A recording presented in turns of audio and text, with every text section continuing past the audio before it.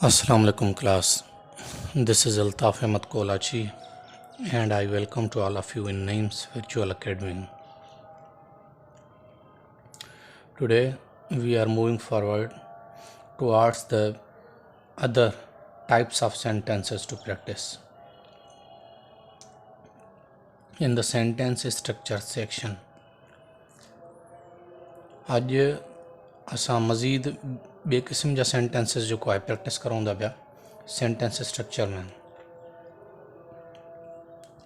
आज जो पहिरियों जो सेंटेंस आहे उहो आहे he insisted dash, he insisted to go for going या ऑन गोइंग। हाँ हिकिड़ी ॻाल्हि सम्झी छॾो, IBA हमेशह तव्हांखे ख़ासि करे डाज ॾियण जी कोशिशि कंदी आहे। IBA हुजे, NTS हुजे, कोई बि जेको एग्ज़ाम रिलेटेड इदारो हुजे, उहो जॾहिं तव्हांखे टेस्ट वठंदो आहे त उहे तव्हांखे धोखे ॾियण जी कोशिशि कंदा आहिनि ऐं तव्हांखे वरी छा आहे तकड़ में कमु न करिणो हूंदो आहे, थोरो सेंस खे यूज़ करे पोइ कमु करिणो आहे। मिसाल तौरु हाणे हिते तव्हां जेकॾहिं ॾिसंदव टू गो, हाणे तव्हां यकदमि इन खे पकड़े वठंदव, तव्हां चवंदव त वाक़ई असां पढ़ियो होसीं त टू खां पोइ वर्ब जी फर्स्ट फॉर्म यूज़ थींदी आहे, बिल्कुलु थींदी आहे, लेकिन हिते मामिलो थोरो डिफरेंट आहे। कीअं डिफरेंट आहे? इंसिस्टेड इहो असां अॻु में वर्ड पढ़ी आया आहियूं, इहो वर्ब आहे। इन वर्ब सां प्रीपोजिशन टू लॻंदो ई न आहे। जेकॾहिं टू लॻे त गो लॻे न, इन सां इंसिस्टेड सां टू लॻंदो ई न आहे, इंसिस्टेड सां फॉर लॻंदो ई न आहे। इंसिस्टेड सां कहिड़ो वर्ब लॻंदो आहे? इहो सॉरी प्रीपोजिशन लॻंदो आहे, ऑन लॻंदो आहे। इहो थींदो ऑन गोइंग। इंसिस्टेड सां फिक्स्ड आहे प्रीपोजिशन, इहो असां पढ़ी चुका आहियूं। इंसिस्टेड सां लॻंदो आहे ऑन। इंसिस्टेड ऑन, हाणे ऑन खां पोइ इंग फॉर्म ऑफ वर्ब लॻंदी आहे, जीअं फॉर खां पोइ इंग फॉर्म ऑफ वर्ब लॻंदी आहे न। हाणे हिते बि तव्हांखे धोखे खाइण जी ज़रूरत न आहे, मता सम्झो त फॉर खां पोइ इंग फॉर्म लॻंदी आहे, हे बि सही आहे। ग्रामेटिकली सिर्फ़ु जेकॾहिं इन्हनि खे ॾिसूं त सही आहिनि, लेकिन इंसिस्टेड वर्ड सां न टू लॻंदो आहे न फॉर लॻंदो आहे। इंसिस्टेड सां फिक्स्ड आहे प्रीपोजिशन, कहिड़ो लॻंदो आहे? ऑन। ऑन खां पोइ असांखे इंग फॉर्म खणणी हूंदी आहे, ऑन गोइंग थींदो। हे करेक्ट जेको इन्हनि मुंहिंजो ऑप्शन इन जे लाइ थींदो उहो थींदो C, he insisted on going थींदो। ठीकु आहे, इन जे लाइ एग्ज़ाम में कॾहिं बि तकड़ करण जी कोशिशि न कंदा कयो, थोरो सोची सम्झी पोइ कम खे जेको आहे न करिणो आहे। अच्छा, हाणे अचो ॿिए सेंटेंस ते, आई एम टायर्ड डैश। अच्छा, हाणे हिते बि साॻियो केस मां तव्हांजे लाइ रखियो आहे, जीअं तव्हांखे बिल्कुलु इहा ॻाल्हि अंदरी लेवल ताईं तव्हांखे सम्झ में अची वञे, छो त इम्पॉर्टेंट ॻाल्हि आहे तमामु। आई एम टायर्ड डैश, हाणे टायर्ड टू सिंग, हाणे तव्हां हिते साॻियो वरी ग़लती करे सघो था, तव्हां चवंदा वाक़ई टू खां पोइ असां फर्स्ट फॉर्म पढ़ी आहे, टायर्ड खां पोइ टू लॻंदो, ॿ वर्ब आहिनि ऐं इन जे विच में टू लॻे थो त पोइ हे फर्स्ट फॉर्म पवंदी ऐं जुमिलो सही आहे, ग़लति आहे। टायर्ड ऑन ग़लति आहे। हाणे हिते जेको केस आहे छा आहे, हेरे जेको वर्ब आहे टायर्ड, टायर्ड सां टू लॻंदो ई न आहे, टायर्ड सां ऑन लॻंदो ई न आहे, टायर्ड सां लॻंदो आहे ऑफ। कंहिं कम खां जेकॾहिं तव्हां थकी पओ त हुते टायर्ड सां लॻंदो आहे ऑफ। ठीकु आहे, I am tired of, of खां पोइ वरी छा लॻंदो? सिंगिंग लॻंदो। जीअं हिते इंग फॉर्म लॻंदी, जीअं हिते फॉर खां पोइ इंग फॉर्म, ऑन खां पोइ इंग फॉर्म, ईअं ऑफ खां पोइ बि इंग फॉर्म लॻंदी आहे जेको बि वर्ब हुजे त। टू खां पोइ जीअं फर्स्ट फॉर्म लॻंदी आहे, ईअं फॉर, ऑन ऐं ऑफ, इन खां पोइ जेको बि वर्ब लॻल हुजे उन जी इंग फॉर्म इस्तेमालु थींदी आहे। ऐं टायर्ड सां जेको प्रीपोजिशन फिक्स्ड आहे उहो छा आहे? Of. I am tired of singing, त करेक्ट ऑप्शन असांजो छा आहे? ओ हे आहे। ठीकु आहे। अच्छा, हाणे अचो टे सेंटेंस ते। हाणे हिते आहे U succeeded, U succeeded dash. Again साॻियो ई तरीक़ो आहे, टू सिंग, टू विन या इन विनिंग।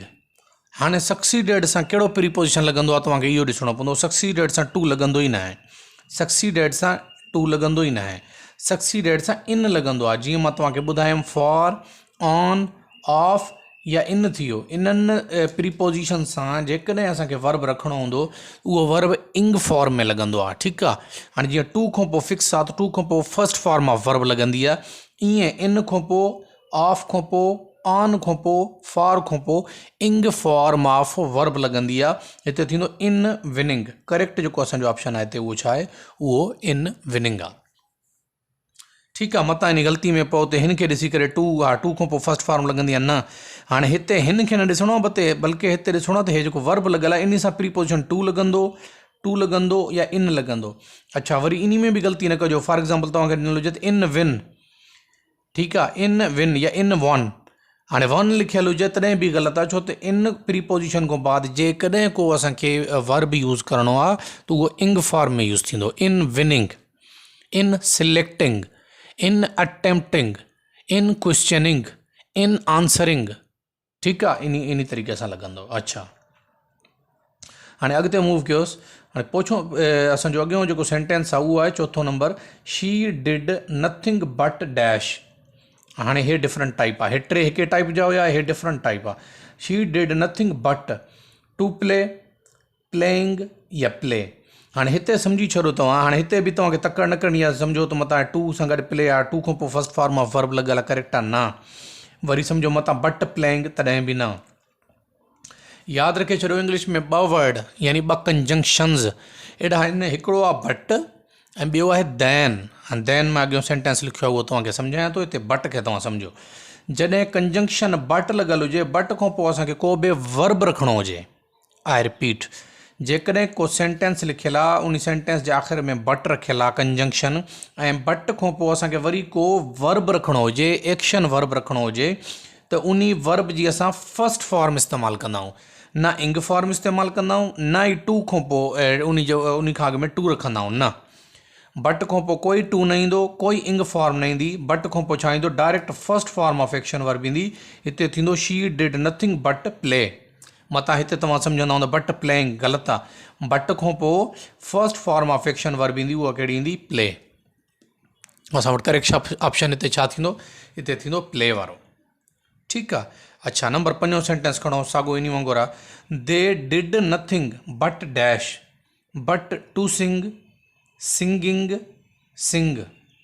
हाणे मां जीअं तव्हांखे ॿुधायो त टू सिंग ॾिसी करे भुलणो न आहे, तव्हांखे ॿुधायो त इंग्लिश में ॿ कंजंक्शन्स अहिड़ा आहिनि, हिकु बट, ॿियो दैन, THAN, उहो अॻिते तव्हांखे पढ़ायां थो। इन खां पोइ जेकॾहिं असांखे एक्शन वर्ब ऑप्शन में ॾिनल हुजे, एक्शन वर्ब ई रखिणो हुजे, त एक्शन वर्ब जी हमेशह फस्ट फॉर्म ईंदी बग़ैर टू खां। बट खां पोइ टू न ईंदो, नथिंग बट टू सिंग, न। बट खां पोइ इंग फॉर्म बि न ईंदी, बट खां पोइ direct first form of action verb ईंदी, हिते थींदो but sing. They did nothing but sing, उहे उन्हनि कुझु बि न कयो सवाइ ॻाइण खां। हिते थींदो उन्हनि कुझु बि न कयो सवाइ खेॾण खां, ठीकु आहे। माना सिर्फ़ु उहे खेॾिया, बाक़ी उन्हनि कुझु बि न कयो, ठीकु आहे। इहो होपफुली तव्हांखे ॿई सम्झ में अची विया हूंदा। हाणे अॻिते अचो। अच्छा, हाणे हिते तव्हां गौर कंदो, हिते तव्हां ॾिसो, हाणे हिते असां वटि ॿियो सेंटेंस आहे, we do no more than, ठीकु आहे, we do no more than. हाणे तव्हांखे मां सम्झायो त जेकॾहिं कंजंक्शन कंहिं सेंटेंस जे आख़िर में विच में बट या दैन लॻल हुजे ऐं उन खां पोइ असांखे एक्शन वर्ब रखिणो हुजे, पोइ असां डायरेक्टली एक्शन वर्ब जी फस्ट फॉर्म रखंदासीं, न इंग फॉर्म ईंदी, न ई टू ईंदो ऐं टू खां पोइ फस्ट फॉर्म ईंदी, न direct first form of action verb ईंदी। पोइ हिते छा थींदो, we do no more than direct किराए। हे जवाबु आहे तव्हांजो, ठीकु आहे। अच्छा, हाणे अचो 7 ते, ही इज़ अ डैश प्रोफेसर। हाणे हिते आर्टिकल जो यूज़ सम्झायल आहे, इहो तव्हांखे मां अॻु में बि सम्झाए चुको आहियां, पर हिते वरी तव्हांखे रिपीट करां थो जो इम्पॉर्टेंट आहे इंतिहाई। He is a dash professor, an university professor, a university professor, none of them. हाणे हिते जेकॾहिं तव्हां नोट न कंदो, तव्हां चवंदो हिते यूनिवर्सिटी जो यू लॻल आहे, यू जीअं त वाविल आहे, त वाविल खां पोइ ज़ाहिर आहे एन लॻंदो, ए त न लॻंदो, पर ग़लति आहे। तव्हांखे मां अॻु में सम्झाए चुको आहियां त जंहिं वर्ड जे अॻियां आर्टिकल अ या एन रखिणो हुजे, त तव्हां उन वर्ड जे पहिरें उच्चार खे, प्रोनंसिएशन खे ॾिसंदो, न कि लेटर खे ॾिसंदो। पहिरें प्रोनंसिएशन खे ॾिसंदो, त जेकॾहिं उन जो प्रोनंसिएशन अलिफ़ या अलिफ़ मद सां निकिरे थो, त उन जे अॻियां जेको आर्टिकल एन लॻंदो। अच्छा, पर जेकॾहिं अॻियों वर्ड अहिड़ो आहे जंहिंजो पहिरियों लेटर वाविल न आहे, वर्ड अहिड़ो आहे वाविल न आहे, उन जे अॻियां बि ए लॻंदो, जेकॾहिं अॻियों जेको असांजो वर्ड आहे उहो कंट्रेक्शन में ॾिनल आहे, यानी एब्रीविएशन में ॾिनल आहे, जीअं MA, BA, SHO, for example कुझु बि MPA, अहिड़े तरीक़े सां। जेकॾहिं अॻियों कंट्रेक्शन आहे या एब्रीविएशन ॾिनल आहे, ऐं एब्रीविएशन जो पहिरियों लेटर ॾिसंदासीं, जेकॾहिं उन जो प्रोनंसिएशन अलिफ़ या अलिफ़ मद सां निकिरे थो, त उन जे अॻियां बि एन लॻंदो, न कि ए लॻंदो। हाणे हिते हालांकि यू ॾिनल आहे, इन सां वॉविल सां शुरू थिए थो, पोइ बि असां वटि ए जेको आहे हिते एन इस्तेमालु न थींदो, छो त इन जो जेको प्रोनंसिएशन आहे उहो यू सां निकिरे थो, ये सां, अलिफ ऐं अलिफ मद सां नथो निकिरे। इन जे करे हिते छा थींदो, अ यूनिवर्सिटी प्रोफेसर, ही इज़ अ यूनिवर्सिटी प्रोफेसर। भले हिते वॉविल लॻल हुजे, प्रोनंसिएशन अलिफ ऐं अलिफ मद जो न आहे, इन जे करे हिते एन न लॻंदो बल्कि आ लॻंदो। ठीकु आहे, अचो इन खां अॻिते। हाणे इहो वरी साॻियो इन जो ॿियो मिसाल आहे, it is dash truth N universal truth. हाणे हिते बि तव्हां ॾिसी सघो था हिते यू लॻल आहे, पर हिते जेको आहे तव्हां एन न हणंदोसि, छो यू उचार छा जो निकिरे थो, ये जो निकिरे थो, ये जे उचार खां अॻु में एन आर्टिकल न लॻंदो आहे बल्कि छा लॻंदो, ए लॻंदो। It is a universal truth, N universal truth न थींदो, हे ग़लति आहे ऐं हे सही थींदो। ठीकु, हे आर्टिकल जा यूज़ेज आहिनि हिते। अच्छा, हाणे अॻिते अचो। हाणे प्लीज़ एक्सक्यूज़ डैश लेट, हाणे हे बि तमामु इंपॉर्टेंट अथव, टेस्टनि में ॾींदा अथव। Please excuse dash late, excuse me being late.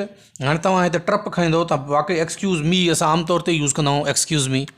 ठीकु आहे, मतां तव्हां हिन ते ट्रप ॾियो त एक्सक्यूज़ मी बीइंग लेट थींदो, न माई बीइंग या आई बीइंग। हाणे थींदो छा, मां तव्हांखे सम्झायां। जॾहिं बि असांखे प्रीपोजिशन खां पोइ, प्रीपोजिशन खां पोइ अॻियों जेको असांखे एक्शन वर्ब ॾिनल हुजे पर इंग फॉर्म में ॾिनल हुजे, एक्शन वर्ब इंग फॉर्म में ॾिनल हुजे, या ईअं सिंपली तव्हां वठोसि, तव्हांखे आसानी सां सम्झायां। कोई बि असांखे अॻियों वर्ड ॾिनल हुजे, वर्ड जे आख़िर में इंग लॻल हुजे, वर्ब बि हूंदो आहे, वर्ब जे पोयां इंग फॉर्म जॾहिं लॻंदी आहे त उन वर्ब खे पोइ असां जेरंड सॾींदा आहियूं। जेको एक्शन वर्ब जीअं आहे वाटर, नाउन आहे, वाटरिंग, टू वाटर वर्ब बि थींदो आहे, वाटरिंग। जेकॾहिं असां वाटर जे पोयां इंग हणूं था पिया त उहो वरी वर्ब मां कन्वर्ट थी जेरंड सॾिबो आहे, उनखे वर्ब जी फोर्थ फॉर्म बि सॾिबो आहे, जेरंड बि सॾिबो आहे। जेरंड माना उहो नाउन जी सूरत में इस्तेमालु थी वेंदो आहे। वरी जॾहिं को प्रीपोजिशन हुजे ऐं उन खां पोइ अॻियां को जेरंड इस्तेमालु थियल हुजे, यानी इंग फॉर्म में कोई वर्ब इस्तेमालु थियल हुजे, त यादि रखे छॾियो उन इंग फॉर्म वारे वर्ब खां अॻियों जेकॾहिं प्रीपोजिशन इस्तेमालु करिणो आहे त प्रीपोजिशन जी पॉजेसिव फॉर्म यूज़ थींदी, नॉमिनेटिव न थींदी, यानी सब्जेक्टिव न थींदी, ऑब्जेक्टिव न थींदी, possessive form of preposition use थींदी। हाणे हिते थींदो प्लीज़ एक्सक्यूज़ माई बीइंग। हाणे हिते तव्हां ॾिसी सघो था इंग लॻल आहे, इंग खां अॻु में प्रीपोजिशन आहे, त प्रीपोजिशन में न ऑब्जेक्टिव फॉर्म यूज़ थींदी न सब्जेक्टिव फॉर्म यूज़ थींदी। हे ॿई जेको आहे ग़लति आहिनि। प्री इंग वारे वर्ब खां अॻु में जेकॾहिं प्रीपोजिशन असांखे रखिणो आहे त प्रीपोजिशन जी पॉजेसिव फॉर्म असांखे रखणी पवंदी। त हिते करेक्ट फॉर्म ऑफ जेको आहे प्रीपोजिशन कहिड़ी थींदी, उहा थींदी माई। Please excuse my being late. Hopefully इहो बि वॾो इंपॉर्टेंट पॉइंट आहे, इहो तव्हांखे सम्झ अची वियो हूंदो। अच्छा, हाणे करेक्ट असांजो ऑप्शन आहे हे। अच्छा, हाणे ॿिए ते अचो, साॻियो आहे इन वांगुरु उहो बि, they disliked dash late, they disliked me coming late, my coming late, I coming late. हाणे हिते बि साॻियो कमु आहे, हिते ॾिसी सघो था वर्ब आहे कम, उन जे पोयां इंग लॻल आहे। जंहिं वर्ब जे पोयां इंग लॻल हुजे उन वर्ब खां अॻियों असांखे प्रीपोजिशन इस्तेमालु करिणो हुजे त उहो प्रीपोजिशन पॉजेसिव फॉर्म में यूज़ थींदो, न सब्जेक्टिव में यूज़ थींदो, न ई ऑब्जेक्टिव प्रीपोजिशन यूज़ थींदो। छा प्रीपोजिशन यूज़ थींदो, possessive preposition, sorry pronoun, I am sorry, preposition मां चवां थो प्रोनाउन, पॉजेसिव प्रोनाउन यूज़ थींदो। ठीकु आहे, हाणे जीअं कमिंग माई, हिते बि कमिंग माई, हिते बि सॉरी जेकॾहिं मां प्रीपोजिशन चयो आहे त मां ग़लती कई आहे स्पीकिंग में, सॉरी प्रोनाउन, प्रीपोजिशन न। जेकॾहिं इंग फॉर्म वारे एक्शन वर्ब खां अॻु में असांखे प्रोनाउन यूज़ करिणो आहे त उन प्रोनाउन जी पॉजेसिव फॉर्म यूज़ थींदी, न कि जेको आहे सब्जेक्टिव या ऑब्जेक्टिव फॉर्म यूज़ थींदी। ठीकु आहे, त हाणे हिते प्रोनाउन कहिड़ो करेक्ट आहे, मी करेक्ट न आहे, ऑब्जेक्टिव आहे, आई करेक्ट न आहे, सब्जेक्टिव आहे, माई करेक्ट प्रोनाउन आहे, कमिंग खां अॻु में माई थींदो आहे। दे डिसलाइक्ड माई कमिंग लेट। हाणे इन जो सेंस बि तव्हां ठाहींदो त हिन सां ठहंदो, उन्हनि डिसलाइक कई, उन्हनि नापसंदि कयो, छाखे, मुंहिंजे लेट अचण खे, मुंहिंजे। हाणे पॉजेसिव जी माना हूंदी आहे जे सां, मुंहिंजो, तुंहिंजो, असांजो, उन्हनि जो। ऑब्जेक्टिव जी माना खे सां हूंदी आहे, मूंखे, उन्हनि मूंखे लेट अचण खे, इहो ग़लति सेंस थी वेंदो। उन्हनि मूं, ख़ाली हिते हिन जो मूं मतिलबु हूंदो आहे, मां, मूं, आऊं। ठीकु आहे, हे बि न ठहंदो। ओ हे इन जो करेक्ट प्रोनाउन फॉर्म जेका आहे उहा हे आहे, इहा यूज़ थींदी। ऐं जो करेक्ट ऑप्शन जेको आहे उहो हे आहे। होपफुली अॼु वारो लेक्चर तव्हांखे सम्झ अची वेंदो। इंतिहाई इंपॉर्टेंट लेक्चर अथव इहो, इंतिहाई तव्हांखे इहो अॻिते हली करे इहे शयूं तमामु घणियूं कमु ॾींदियूं। इन्हनि खे गौर सां बार बार ॿुधंदा कयो। अच्छा, कुझु स्टूडेंट्स मूंखे बार बार चवंदा आहिनि सर असांखे इहा शइ सम्झ न आई, थोरो स्पीड सां हलो। तव्हांखे ॿुधायो त इहो मसइलो शुरू खां हले थो। कुझु स्टूडेंट चवंदा आहिनि सर अञा तेज़ हलो। कुझु स्टूडेंट चवंदा आहिनि सर असांखे इहा शइ सम्झ न आई, इन ते वरी लेक्चर ॾियो साॻी शइ ते। बाबा हे साॻी शइ जेका तव्हांखे न सम्झ आई इन ते वरी बि लेक्चर ॾींदुमि त साॻियो ई लेक्चर ॾींदुमि न। फॉर एग्ज़ाम्पल मिसाल तव्हांखे साॻी ॾींदुमि, अहिड़ा खणी ईंदुमि मिसाल। तव्हांजो आसान तरीक़ो मां तव्हांखे ॿुधायां, जेको पॉइंट तव्हांखे सम्झ न अचे उहा वीडियो बार बार रिपीट करे ॾिसंदा कयो। 2 दफ़ा ॾिसो, 3 दफ़ा ॾिसो, 4 दफ़ा ॾिसो, तव्हांखे बार बार ॾिसण सां उहा वीडियो बिल्कुलु सम्झ में अची वेंदी। लेकिन जेकॾहिं 3 खां 4 दफ़ा वीडियो ॾिसण खां पोइ बि तव्हांखे ॻाल्हि सम्झ नथी अचे, पोइ असां तव्हांजे लाइ अवेलेबल आहियूं। तव्हां क्वेश्चन कंदा करो, इनशाला असां तव्हांखे आंसर कंदासीं। होपफुली अॼु जो लेक्चर तव्हांखे सम्झ में अची वेंदो। इनशाला इन खां अॻिते सुबुह हलंदासीं। वॾी महिरबानी।